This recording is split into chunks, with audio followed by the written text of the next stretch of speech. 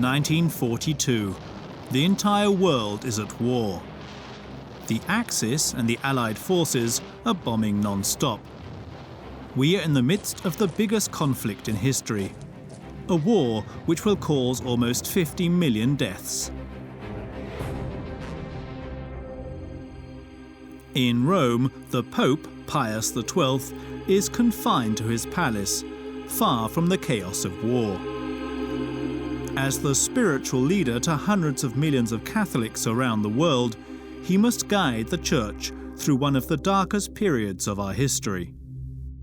Because 1,000 kilometers away, in Poland, Hitler has already begun carrying out his gruesome plan: the extermination of all Jews in Europe, whom he would gas to death in concentration camps, all carried out in top secret. And yet the Pope is well aware, as he is one of the most well-informed men on the planet. The world awaits any kind of grand gesture or speech condemning these atrocities. Sa seule arme, c'est la parole. La seule façon pour un pape de peser sur les événements, c'est de parler. But the Pope remains silent. Surely, in principle, Nazism and Catholicism are fundamentally opposed. C'est deux planètes complètement différentes. Si vous lisez Mein Kampf, vous comprenez qu'il y a quand même peu de points communs avec l'Évangile.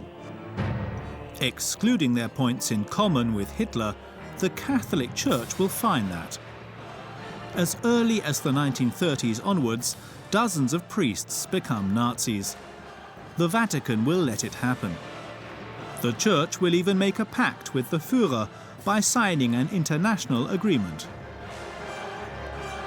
Pie XI a toujours dit, bien avant l'arrivée d'Hitler, qu'il signerait un concordat avec le diable en personne s'il fallait, si c'était nécessaire pour sauver les intérêts de l'Église. You will discover the story of certain men of the Church, fervent admirers of Hitler, who championed the cross of Christ as well as the swastika. Il terminait ses sermons au nom du Père, du Fils et du Saint-Esprit à Hitler, ce qui n'est pas tout à fait dans le droit canon romain. Et il avait aussi une autre phrase, c'était Adolf Hitler comme notre prophète Jésus-Christ, ce qui est un peu original. After the war, networks within the Vatican will help the biggest Nazi criminals to escape Europe. Among them, Josef Mengele and Klaus Barbie. We're talking about criminal activity here. Yeah? I think we should point this out in this case. It's not just about forgiveness and clemency, helping somebody who is in hiding, giving him some food, yeah? But organizing new papers under false identity for Holocaust perpetrators trying to avoid justice by Italian authorities and Allied authorities. This goes far beyond to be the Good Samaritan. This is the story we are about to tell you. The story of an institution that many thought to be above all suspicion. The story of their fall into collusion with evil itself.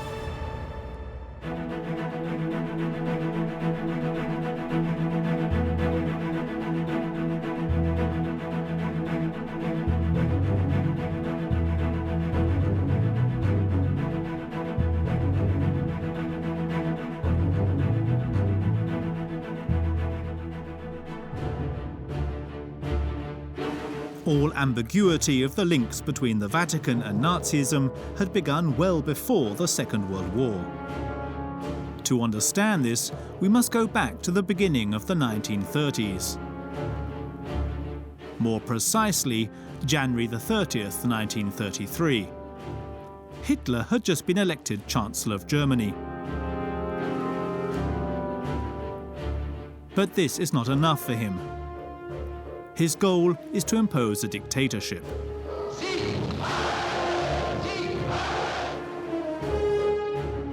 To accomplish this, Hitler must change the constitution, and to do that he must have 2/3 of the vote of the Reichstag representatives. His one hope is to have a political party, one that holds great power within the assembly. The Centrum, 100 or so centrist representatives, Catholic representatives. Hitler doit, s'il veut être un totalitaire, comme il le prétend, il doit rallier à son régime ce pilier de la société weimarienne que constituent les catholiques ou que constitue l'Église catholique. Parce qu'il a besoin de restaurer une forme d'unanimité sur laquelle va se construire le totalitarisme.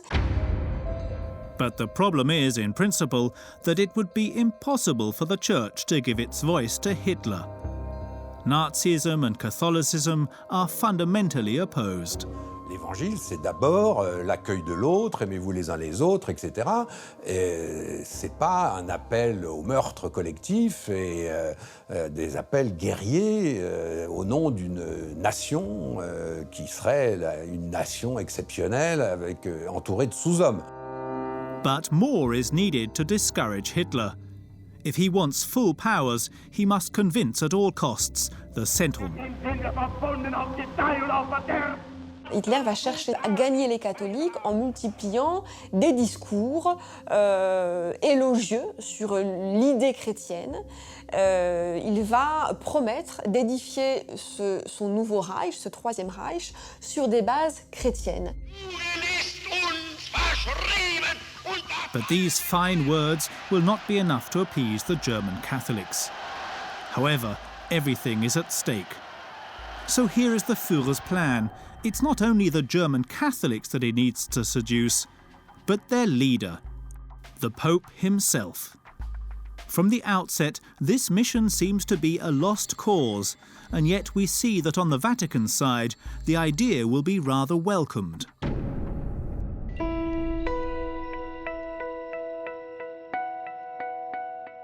We find ourselves in Rome, Italy. Wedged inside the capital, the Vatican City, the Catholic Church's seat of power. At its head, since 1922, the Pope Pius XI. A pope with an obsession to sign an agreement with Germany to protect the interests of German Catholics. Des négociations pour aboutir à un concordat du Reich avaient été ouvertes avec la République allemande par le Saint-Siège depuis 1919. Et alors, ça avait commencé, ça avait avorté, mais il n'y avait pas encore de concordat du Reich. Et à peu près chaque fois qu'un nouveau gouvernement allemand était formé, eh bien, c'était relancé soit par le Saint-Siège, soit par le gouvernement allemand. Et évidemment, l'échange était toujours le même, c'est-à-dire je te donne un concordat, mais en échange, le parti catholique me soutient au Reichstag. Hitler could thus agree to sign the Concordat on the condition that he had the assured backing of the full powers. And it seems that the idea of negotiating with the Führer does not repel the Pope. Because for Pius XI, Hitler is not yet the devil. He sees him, above all, as a fierce anti-communist. A man who could prevent Stalin from invading Europe and suffocating the Church, the Vatican's incessant fear.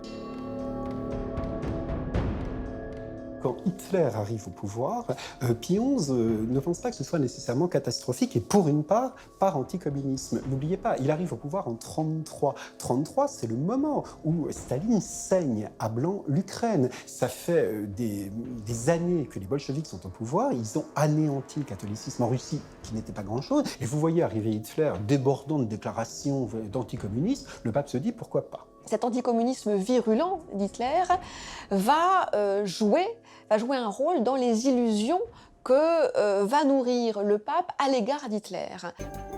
To negotiate with Hitler, the Pope sends one of his closest associates, Eugenio Pacelli. He's the Secretary of State. He's the number 2 of the Vatican City. And the Pope had chosen him for this high-risk mission because he knows Germany very well. He was ambassador for the Vatican for 13 years, a strategic post. Vous imaginez à l'époque, au tout début des années 30, l'importance des relations entre le Saint-Siège, représenté par le nonce apostolique, le jeune Eugenio Pacelli, et l'Allemagne, qui est le plus important pays catholique du monde. But the Concordat is far from being signed.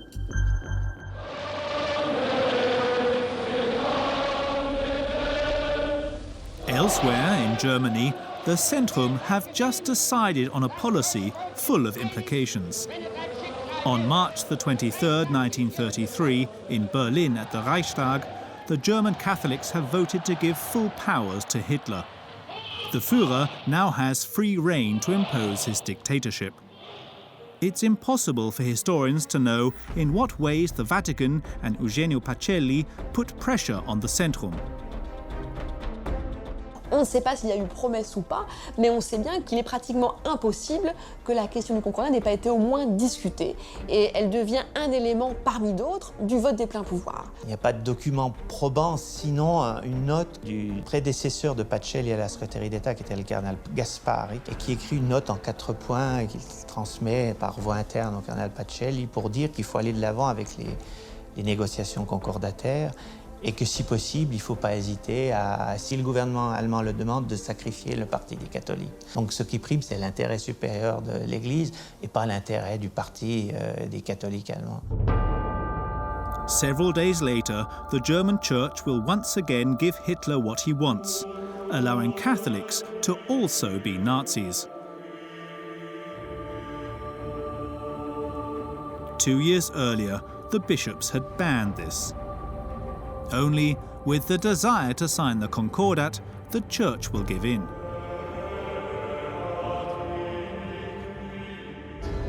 From the 28th of March 1933, German Catholics can officially be Nazis.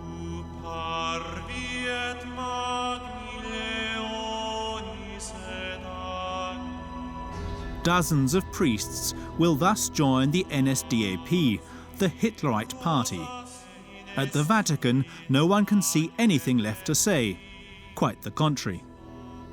Donc, lorsque la condamnation du parti est levée par les évêques, le nonce en Allemagne et au Vatican et le secrétaire Pacelli sont plutôt soulagés qu'on ait enfin retiré cette condamnation, parce qu'enfin, cette levée de la condamnation ouvre la voie donc aux négociations concordataires. But will the Vatican really dare to sign an international agreement with the Nazis? Especially as in Rome, during the negotiations with Hitler, the Pope receives some worrying information about the situation in Germany. The Jews there are being persecuted. Their shops are being boycotted. They are excluded from all public employment, ousted from the economy. The Führer is putting in place the first anti-Semitic measures that will become the foundation of his policies. Voices are raised to warn the Vatican. Among them, an outraged woman writes a letter to the Pope. She pleads him to intervene. Her name is Edith Stein. Her journey is surprising. Edith was born into a Jewish family. She is an intellectual and a feminist.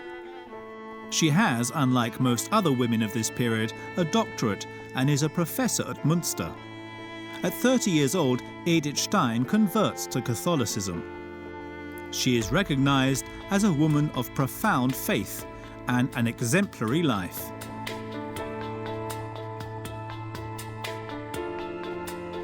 In April 1933, this is the beginning of her letter.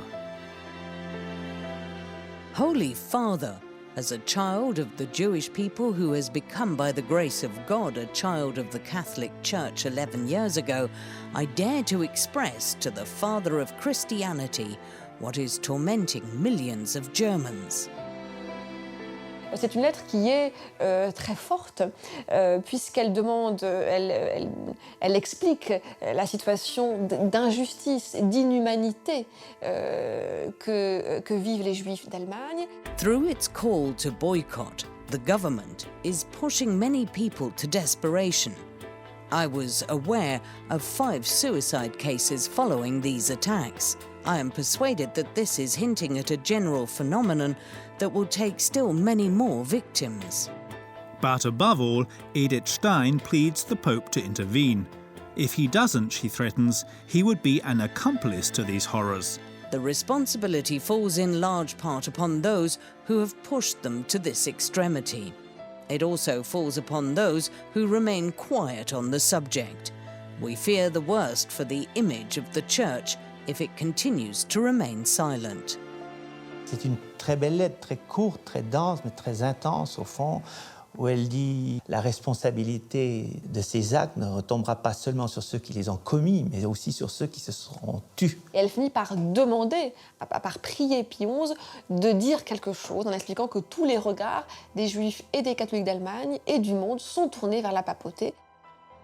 The Pope receives this letter on his desk, and he will read it, but he will choose not to do anything. His only response was to let Edith Stein know that he'd asked for God's blessing for her. In fact, without knowing it, Edith Stein had sent her letter to the Vatican at the worst possible time. Elle l'envoie vraiment au moment où on négocie le concordat. Donc, sa lettre probablement touche, on peut l'imaginer, le pape, mais l'urgence n'est pas là. L'urgence, c'est de négocier le concordat. Très rapidement, l'urgence, ça devient on sauve ce que l'on peut sauver, et ce qu'on va essayer de sauver, c'est l'action catholique. Donc, il n'y a pas de place dans cette configuration mentale, politique, diplomatique de l'époque, de ce printemps 33, pour une intervention en faveur des Juifs. The Vatican will soon be reassured. Eugenio Pacelli was about to finalize this concordat that he so desired. Hitler accepted the terms of the agreement. Rome, 20th of July 1933. Around the table, next to Pacelli, representing the Pope, Franz von Papen, the Vice-Chancellor of the Reich. He represents the Führer. This agreement, which contains 34 articles, is a relief for the Vatican. It assures them officially the respect of the rights of German Catholics, as stated in Article 1. Article 1. The German Reich guarantees freedom of profession and public exercising of the Catholic religion. It recognizes the right of the Catholic Church to organize and administer its affairs autonomously. But in reality, the real winner of this international treaty is Hitler. The Church offered, on a silver platter, the final piece he was missing, the stature of a true head of state. Pour un gouvernement comme le gouvernement nazi, le fait d'arriver à signer un concordat avec le pape, avec le Saint-Siège, à peine 6 mois après son arrivée au pouvoir, c'est quand même peut être considéré comme un succès politique, diplomatique. Indiscutablement, ça donne à Hitler et au gouvernement nazi une sorte de respectabilité morale sur le plan international. Aux yeux du monde et aux yeux des catholiques allemands, le concordat signifie bien que le Vatican a réussi à s'accorder avec Hitler. Le Saint-Siège fait figure d'autorité morale. Vous voyez, donc si ce Saint-Siège si respectable signe un concordat avec Hitler, c'est la preuve qu'Hitler ne peut pas être aussi méchant qu'on nous le dit. But this honeymoon period between the Vatican and the Nazis will not last long. Hitler wants to position himself as a dictator. Very quickly, he violates the Concordat. He dismantles the organizations of the Church and arrests, and sometimes assassinates, Catholic opponents. At the same time, he attacks the Jews once again with a new arsenal of anti-Semitic measures. The Nuremberg Laws of 1935. The Jews lose their German nationality and most of their civil rights. Mixed marriages are forbidden. In Rome, Pope Pius XI is not ignoring these persecutions. 4 years after having entered into a pact with the Führer, the Pope becomes disillusioned. He comes to realize who Hitler really is. So for the first time, he decides to confront him. His weapon, a prosecution speech against Nazism. Mit brennender Sorge, in English, with burning concern.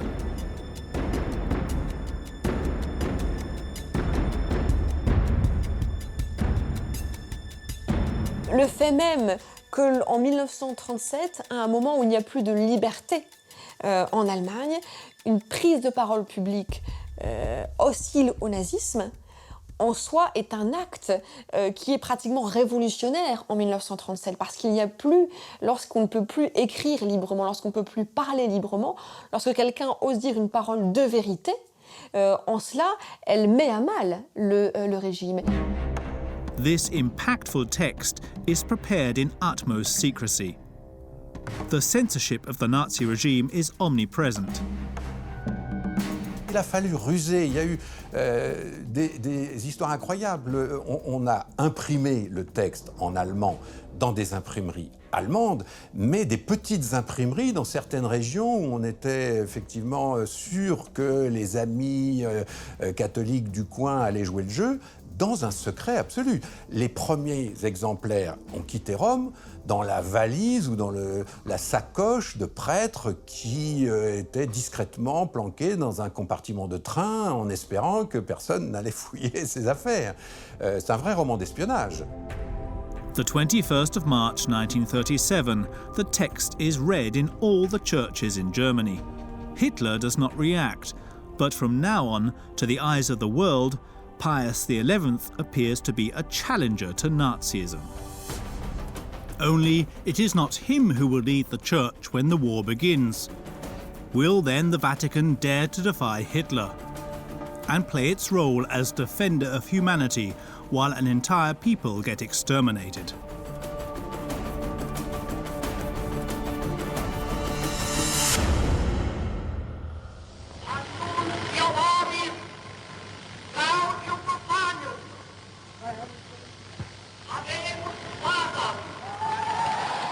March 1939, just 3 months before the war. In Rome, a new pope has just been elected. Pius XI died of a heart attack, and the new pontiff is far from being a stranger. He has chosen the name Pius XII. In reality, his name is Eugenio Pacelli, the Vatican's former number 2. This man's entrance into power will mark a halt in the political battle of his predecessor against Hitler, because Pius XII himself is a man that is far more careful. D'un côté, il est vrai que l'on élit le bras droit de Pie XI, celui qui a donc fait avec Pie XI toute la politique du Saint-Siège durant toutes les années 30. D'un autre côté, on sait aussi que Pacelli a un caractère assez différent d'Achille Ratti, de Pie XI, qu'il a un tempérament beaucoup moins autoritaire, ou en tout cas qu'il n'est pas du genre à taper du poing sur la table comme le faisait Pie XI. Foncièrement, c'est un diplomate, donc qui croit... qui est par nature enclin à toujours rechercher le compromis, l'entente, plutôt que le conflit, au fond, et qui pense que les problèmes peuvent se résoudre par la voie de l'entente, la discussion, du compromis. Except that while Hitler prepares his final solution, the voice of compromise will not suffice. À partir de janvier 1942, donc la conférence de Wannsee, la guerre change de nature puisque on ne se contente plus à ce moment-là d'envahir des pays et de se battre armée contre armée, mais on va exterminer un peuple. To accomplish this, Hitler puts in place a true industrial process. Jews are arrested by the hundreds of thousands during big raids. They are brutally packed into overflowing animal trucks and driven towards Poland to specially designed death camps on a massive scale where the majority of Jews would be gassed to death.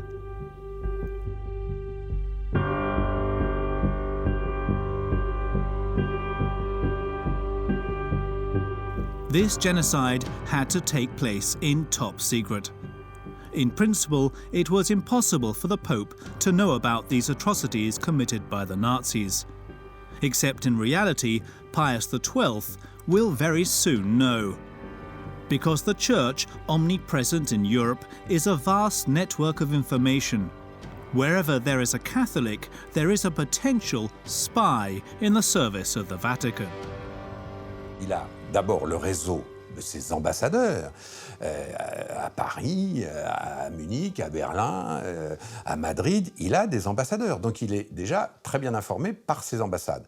Et puis surtout, il a le réseau des évêques. Ces évêques sont forcément une mine d'informations exceptionnelle. Et puis ajoutez les catholiques eux-mêmes qui sont très très bien informés sur ce qui se passe chez eux. Donc voilà 3 sources d'information. La source diplomatique, la source épiscopale et la source, je dirais, pastorale, qui font que le pape, en effet, est probablement le dirigeant le mieux informé de l'époque. Et donc il y a une masse d'informations qui arrivent. Donc on commence quand même à percevoir qu'il se passe quelque chose de monstrueux à l'Est, sans toutefois en avoir la preuve formelle. But this official proof the Pope will very soon receive. Like in March 1942, with this report coming from the Jewish World Congress. In this report is a highly detailed index of the exterminations, country by country. The exact figures given show 92,000 Bessarabian Jews executed by the Nazis.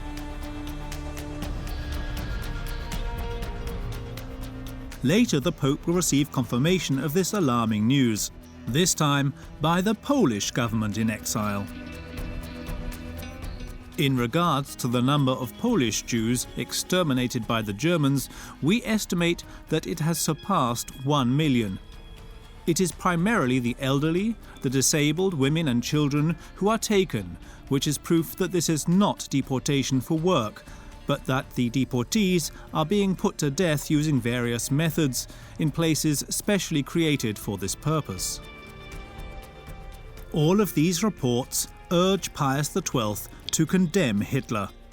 The Pope is seen as the person who could change the course of history. Il a évidemment ni armes atomiques, ni armée, ni puits de pétrole, ni territoire à défendre. Donc il n'existe pas sur le plan politique. Sa seule arme, c'est la parole. La seule façon pour un pape de peser sur les événements, c'est de parler. C'est ça qu'on appelle une autorité morale. But for the time being, the Pope has decided to keep quiet. He is not the only one to have received these reports. The Allies have also been informed. On December the 17th, 1942, Roosevelt, Churchill and Stalin publish a declaration, a searing text in which they clearly identify the Jews as the target of Nazis. In every country under German occupation, the Jews are being transported on trains in horrific conditions with inconceivable brutality. The number of victims of these bloody acts of cruelty are hundreds upon hundreds of completely innocent men, women and children. We condemn in no uncertain terms this bestial policy of cold-blooded extermination.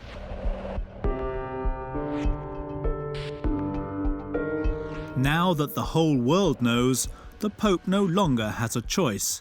He must speak.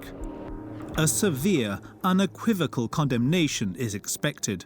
On the 24th of December 1942, as the Sovereign Pontiff begins his traditional Christmas speech, an entire people is waiting. But they are going to be disappointed, as Pope Pius XII barely speaks on the matter at all. In a lengthy speech of over an hour, the issues of the Jews is addressed in one single sentence, during which he does not even specifically name them. He simply alludes to the quali senza veruna colpa propria, talora solo per ragioni di nazionalità o di stirpe, sono destinate alla morte o ad un progressivo deperimento. Il ne prononce pas le mot juif dans son radiomessage, ce qui évidemment aujourd'hui paraît étrange et lui a valu bien sûr des reproches. Les Juifs auraient souhaité une dénonciation solennelle et retentissante du génocide et qu'ils ne l'ont pas obtenu. Ce silence restera à jamais. So how to explain this silence? A silence that, once again, threw a dark veil over the Vatican. Pius XII would have been nervous about retaliation.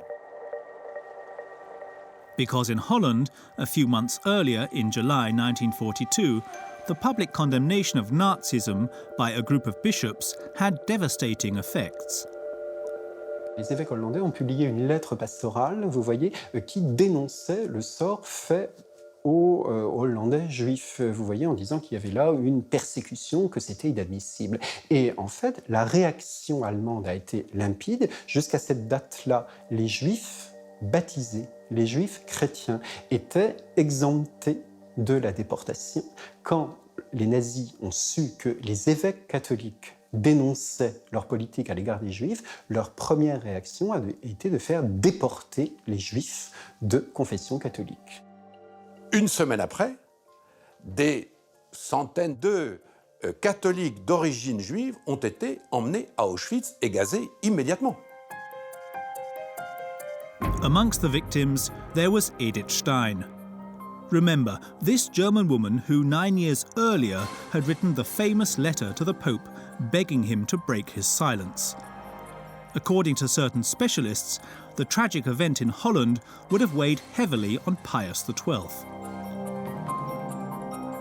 Le pape, quand il entend ce compte-rendu-là, quand on lui dit ça, évidemment, il faut se mettre à sa place. Il se dit, mais si moi je dis la même chose, alors qu'est-ce qui va se passer? Ça sera plus la Hollande, ça va être quoi? Toute la France, ou toute l'Allemagne, ou toute l'Europe? But that is not the only reason. Something else also paralyzes the Church. The Catholics are not hugely fond of the Jews, and this is nothing new. Toute l'Église a été coupable, les catholiques, coupables d'un anti-judaïsme qui n'est pas donc un antisémitisme, parce qu'il ne touche pas du tout à la biologie. Là, il ne s'agit pas du tout de racisme. Il s'agit d'un ressentiment, d'un mépris, d'une concurrence que les chrétiens ont parfois violemment, parfois brutalement, exercé à l'égard des Juifs depuis 2000 ans. La Bible véhicule, si l'on veut, l'idée que c'est l'ensemble du peuple juif qui est responsable et qui doit supporter la faute de la décision d'avoir voulu la mort du Christ. Cette idée est véhiculée et va nourrir, si l'on veut, un sentiment populaire, une hostilité populaire, si l'on veut, à l'égard du peuple juif. This contempt, this anti-Judaism, the Jews will pay the price for this once again a few months later. But this time, the persecution will happen practically on the Pope's doorstep.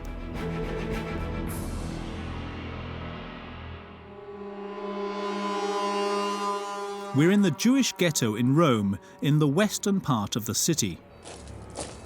On the night of the 15th to the 16th of October 1943, the sound of German military boots approaches. The Gestapo enters the ghetto through the Via del Portico d'Ottavia.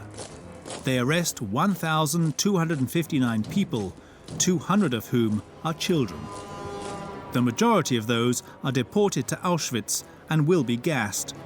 Only 15 people will survive. Pius XII, yet again, keeps quiet. No public condemnation. No symbolic gesture of compassion. Ce qui peut être davantage reproché à Pie XII, c'est le fait d'être resté chez lui au Vatican au moment de la rafle des Juifs de Rome.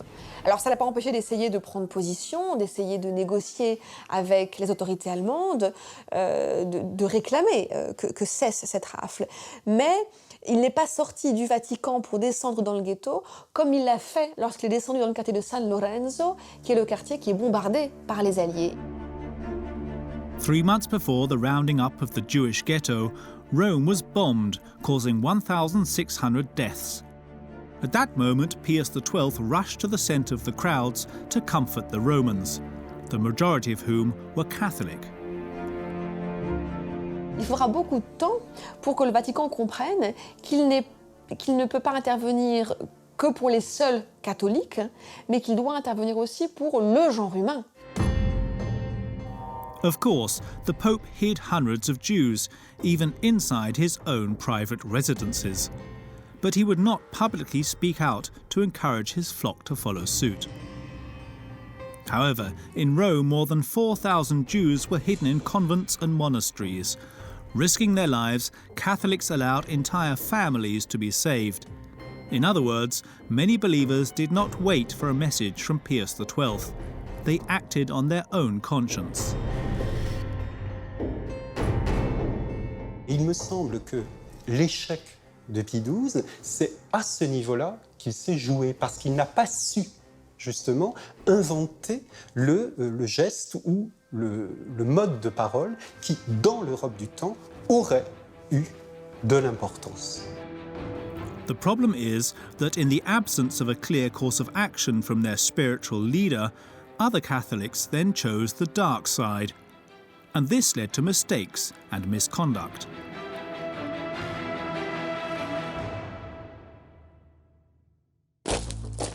Berlin in October 1943. Today, a new issue of the biggest Nazi propaganda magazine is being released. A newspaper translated into 25 languages, with 2.5 million copies published and distributed throughout occupied Europe. Signal. And on the front page this month, the German soldier in uniform standing right next to the eagle and the swastika. But this man is not German. He is French. His name, Mayol de Loupé. And even more astonishing, although he is wearing the uniform of the Waffen-SS, he is first and foremost a Catholic bishop. This man, so willingly lending his image to Hitler, is proof that Catholicism and Nazism can be compatible. This is a godsend for the Führer, who takes the opportunity to plaster it all around Europe. Les nazis sont plutôt païens et la religion pour eux, c'est vraiment source. Ça peut être une opposition aux nazis parce que du fait de leur paganisme. Donc, de montrer que des catholiques se battent avec eux, c'est gagnant pour les Français, les Italiens et d'autres catholiques à travers l'Europe, les Espagnols aussi. Montrer que Dieu est avec eux, qu'on est du bon côté. Les nazis sont du bon côté. Pour ça, c'est important. En termes de propagande, c'est important, oui. Mayol de Loupé is part of this Nazi turning point at the start of the 30s. He has a long-standing obsession, Bolshevism, and most definitely shares his hatred of the Reds with the Hitlerite regime. And also, he shares this hatred with the Vatican, since the Vatican never ceases to condemn communism, much more so than it condemns the Führer. Tant du côté du pape que du côté des évêques, des catholiques. On entend depuis le milieu du XIXe siècle que le mal, c'est le communisme. Ça devient évidemment le bolchevisme. Depuis le début de la Révolution russe, le pape a pris plusieurs fois la parole pour dénoncer l'idéologie communiste, pour dénoncer les crimes du communisme. Donc, il est évident que cet anticommunisme, nourri par les événements eux-mêmes, va certainement jouer un rôle dans l'attirance de certains pour le nazisme, qui se pose comme un parti anticommuniste. Except Mayol de Loupé will not just be attracted by Nazism. In the name of anti-Bolshevism, he is ready to actively lend a hand to Hitler, in the hope that this will help the Church to finally get rid of the Reds. And soon he will have just the opportunity. We are in the Soviet Union in the winter of 1941. For months, the country has been fighting the bloody German invasion in Operation Barbarossa. 4 million Axis soldiers have invaded the USSR by surprise. But the war is brutal. Hitler needs more men.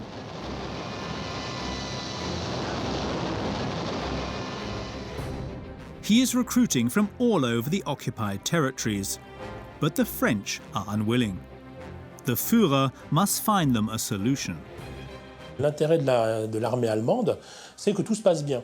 Et comme elle sait que pour des Français, être sous uniforme allemand, ça pose un problème quand même. C'est pour ça qu'ils embauchent Mayol de Loupé.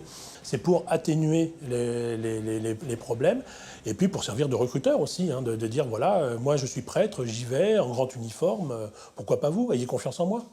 Donc, comme ce sont souvent des milieux catholiques et un peu réactionnaires, ils font confiance à monsieur le curé. The problem is that Maille-de-Loupé needs the authorization of the church. But apparently, one of their bishops joining Hitler's side does not pose any problem. Not for Cardinal Suard, his superior in Paris, a close friend of Maréchal Pétain. He gives him his permission without batting an eyelid. Not even for the Vatican, who Maille-de-Loupé contacts through Monseigneur Sibilia, a cardinal close to Pius XII. He sends him his authorization and even his blessing. In October 1941, Maille-de-Loupé leaves for the front line along with hundreds of French youth and Nazis.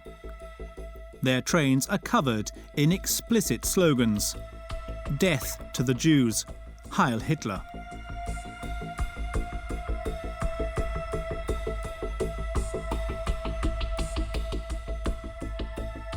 At nearly 70 years old, the new crusader finds himself as a military chaplain on the Russian plains. His mission? To spew out his party line: Amen Hitler. Le dimanche, jour du Seigneur, donc forcément des messes sont organisées. C'est Maille-de-Loupé, bien sûr, qui officie. Et effectivement, il faut ces grandes messes sur le mysticisme du nazi, sur la justesse de la cause. On combat le bolchevisme, on combat l'ennemi rouge. Et effectivement, il terminait, on a su ça par des survivants qui l'ont raconté, il terminait ses sermons au nom du Père, du Fils et du Saint-Esprit, à Hitler, ce qui n'est pas tout à fait dans le droit canon romain, donc c'est un peu hétérodoxe. Et il avait aussi une autre phrase, c'était Adolf Hitler comme notre prophète Jésus-Christ. C'était pour justifier l'injustifiable, quoi. Donc l'engagement des Français sur place, Maille-de-Loupé n'était pas à s'encombrer à quelques formalités près. In total, Maille-de-Loupé will spend almost 3 years on the Eastern Front. He then settles in Germany until the end of the war. As the Allies arrive, he hides in a monastery, but is quickly found and arrested. At the end of his trial, Maille-de-Loupé will serve 4 years in prison for enemy intelligence. In theory, with the defeat of the Germans, one could think that this would also put an end to these somewhat clouded Church-Nazi relationships. But you will see that in reality, even years after the fall of Hitler, some very highly positioned men in the Vatican will enter into outright complicity, organizing the escape of war criminals.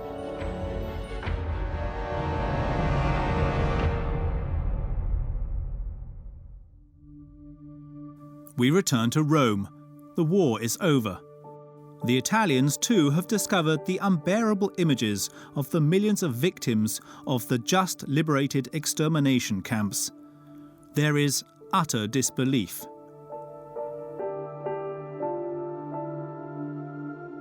In the Vatican, the Pope still has not reacted publicly, nor has he condemned these horrors. And after 3 years, life has resumed its course. It is 1948. A stone's throw from the Holy See, this is the Via della Pace, the Road of Peace. We are at house number 20, at the headquarters of the German church, Santa Maria dell'Anima. Monsignor Alois Hudal lives here. He runs one of the branches of the Assistant Pontifical Commission, created at the end of the war to welcome refugees.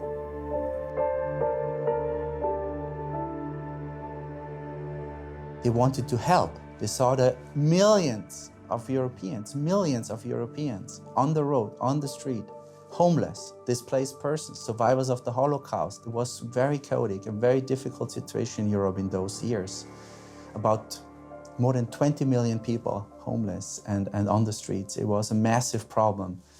And so the Catholic Church, the Vatican, the Pope himself realized we want to do something as well. We want to help these people. And so on this day, Alois Hudal hears a knock at the door. It's a refugee coming to ask for aid. His name is Franz Stangl. But this man is by no means a refugee like the others. He has the blood of hundreds of thousands of Jews on his hands. Criminal career really started out when he was involved in the so-called euthanasia killings in Austria. And then he was transferred from a euthanasia killing center to Treblinka extermination camp in Nazi-occupied Poland, where he became the commandant of Treblinka. And in Treblinka, between 1942 and 1943, 1 million people were murdered. And he was one of the main perpetrators of this crime. After the war, Stangl is arrested and imprisoned in Austria. The law is preparing to judge him, and he knows he faces a heavy sentence. So he escapes in May 1948. And so begins his 1,000-kilometer journey, destination Rome. Stangl has heard that inside the Vatican there is a network that could help him flee Europe. They have even given him a contact, the famous Alois Hudal. He came to Rome and he knew he had to somehow find this Bishop Hudal. Yeah? He had no real idea where exactly he is, or he didn't even know the correct spelling of his name. And poor, coincidence, he ran into a former comrade, a former SS man that he knew in Rome on the bridge. And, asked him, what are you doing here? What a coincidence. Yeah, I'm looking for Hudal. I'm on the way to Hudal. And the former SS man could describe him, could tell him how to find Hudal in the Santa Maria dell'Anima. In other words, at the Santa Maria dell'Anima church, Hudal not only helps the poor and destitute, he also deals with Nazi criminals and does so with full knowledge of the situation. Hudal savait. Hudal s'abrite aussi derrière son rôle de prélat, de prêtre allemand pour dire « mais moi, je ne peux pas faire le tri entre les bons et les mauvais, il faut que je les aide, ils viennent chez moi, ils me demandent de l'aide, donc je demande de l'aide ». He knew that Stangl was a mass murderer and a Holocaust perpetrator who killed hundreds of thousands of people. It should be said that the Bishop Hudal is also an admirer of the Nazi regime. Hudal a toujours été pro-nazi, en tout cas un allié des nazis. Il a toujours pensé qu'il faisait le lien entre les nazis et les chrétiens allemands. Alors il s'abrite derrière cette bonne volonté-là pour cacher ce qui était en réalité de la complicité avec des criminels de guerre. Hudal's speciality is supplying passports for war criminals so that they can get out of Europe. And Stangl is in great need of this service. It is in the name of the Vatican and with the help of the Holy See that Hudal will proceed. This here is proof of the document that was procured for him. It is a letter written by the Pontifical Commission with the Vatican coat of arms as a header. It is dated the 17th of August 1948. He is asked to kindly deliver the passport to the following person, Stangl. The request is addressed to the International Red Cross. At the time, Europe is in such chaos that it is the Red Cross who is entrusted with the task of providing passports to refugees who wish to emigrate. But to ensure success, what could be better than a letter like this, with the guarantee of the Vatican? We know from witnesses, from former officials of the Red Cross in Rome, that priests and Hudal himself asked personally, or went there himself, to ask for travel documents from the Red Cross for a number of people that he wants to help. And of course, in those cases, the officials could not say no. How could they refuse the application of a bishop, of a Catholic bishop in Rome? That's impossible. The result, a few weeks later, Hudal hands Franz Stangl his passport. It is his guarantee that he will be able to escape justice. However, this war criminal doesn't celebrate, because he was bothered by one small detail.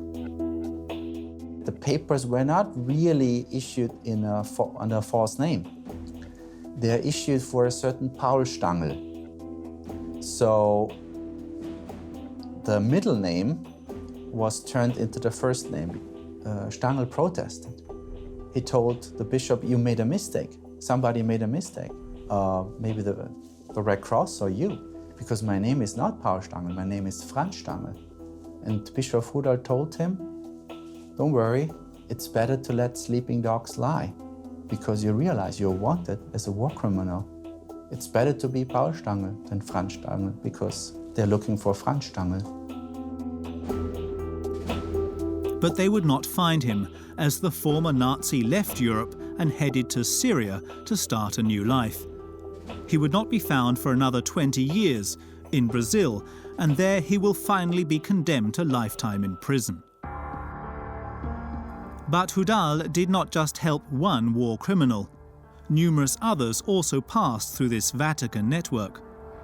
Amongst them, the most wanted in Europe, such as Adolf Eichmann, the lead organizer of the death camps, Dr. Mengele, the head doctor of Auschwitz, and Klaus Barbie, the butcher of Lyon.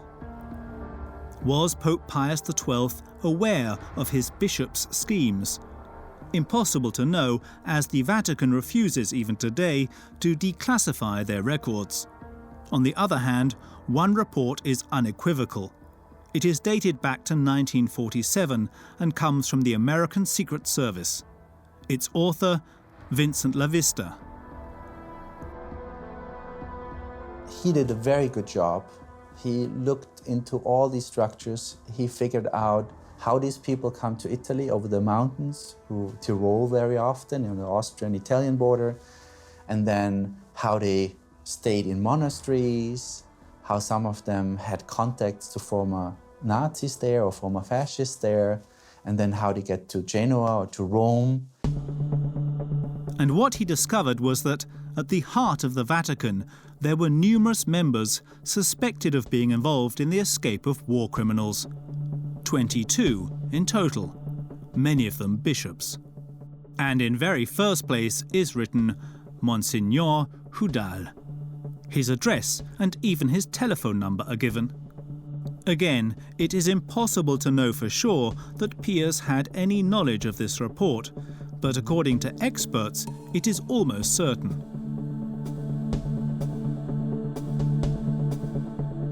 Un rapport comme ça va évidemment sur le bureau du secrétaire d'État, qui est le Premier ministre du pape. Sauf qu'à cette époque, il n'y a pas de secrétaire d'État, puisque le secrétaire d'État est mort en 1944 et Pie XII n'a pas voulu le remplacer. Pie XII disait, au fond, le secrétaire d'État, c'est moi. À partir de cette boutade du pape lui-même, on peut considérer qu'un rapport important comme celui-là est arrivé sur son bureau. Alors, qu'en a-t-il fait? L'a-t-il lu? L'a-t-il confié à des gens? Qui saura jamais? In any case, the Pope did not react publicly. At the Vatican, affairs are dealt with internally. Alois Hudal would resign 5 years later, in 1952. Even today, Pius XII is shamed for his silence. All of it. His silence during the genocide, but also his refusal to speak out after the war, and to explain himself when he no longer needed to be in fear of retaliation. It would not be until his death in 1958 that the people would finally hear his regrets. This is how his will opens. Have mercy on me, Lord, and grant me your forgiveness. The knowledge of my weaknesses, failures and sins committed during such a long pontificate, in such terrible times, has revealed my shortfallings and my disgrace. I humbly ask forgiveness of all those I have offended, wronged and outraged.